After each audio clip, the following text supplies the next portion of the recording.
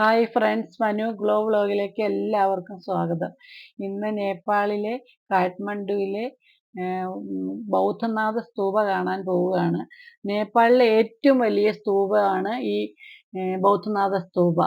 ഇത് കാഠ്മണ്ഡുവിൽ നിന്ന് 11 കിലോമീറ്റർ ദൂരമുണ്ട്. ഈ സ്തൂപത്തിൻ്റെ ഉയരമാണെങ്കിൽ 36 മീറ്റർ ഉയരമുണ്ട്. ഇവിടെ ഉള്ളവർ കൂടുതലും ടിബറ്റ് വിശ്വാസികളാണ്. ടിബറ്റിൽ നിന്ന് വന്നവരുമാണ് ഇവർ. പിന്നെ ഈ സ്തൂപയുടെ 2 കണ്ണുകളുണ്ടല്ലോ, അത് ജ്ഞാനത്തിനെ ഓർമ്മിപ്പിക്കുന്നു എന്നാണ് പറയുന്നത്. പിന്നെ ഈ സ്തൂപം തട്ടുതട്ടുകളായിട്ടാണ് നിർമ്മിച്ചിരിക്കുന്നത്. പിന്നെ ഇവിടെ ഒത്തിരി പതാകയുണ്ട്. ഈ പതാകകളെല്ലാം കാറ്റിനെ അഭിമുഖമായിട്ടാണ് കെട്ടിയിടുന്നത്. ഓരോ കളറും, ഈ പതാകയുടെ ഓരോ കളറിനും ഓരോ അർത്ഥമുണ്ട്. അങ്ങനെയാണ് ഈ വിശ്വാസികളെല്ലാം അവിടെ പറയുന്നത്.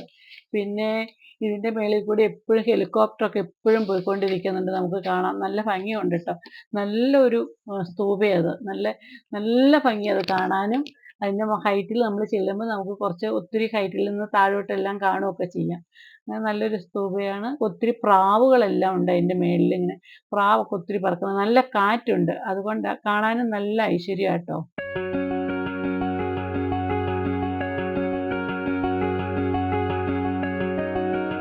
ഇവിടെ ഒത്തിരി പ്രയർ വീലുണ്ട്. ഒത്തിരി പ്രയർ വീല് ഇങ്ങനെ കറക്കി നമ്മൾ പ്രാർത്ഥിച്ചുകൊണ്ടാണ് പോകുന്നത്. ഓരോ പ്രയർ വീലിനും ഓരോ അർത്ഥങ്ങളുണ്ടെന്നാണ് അവർ പറയുന്നത്.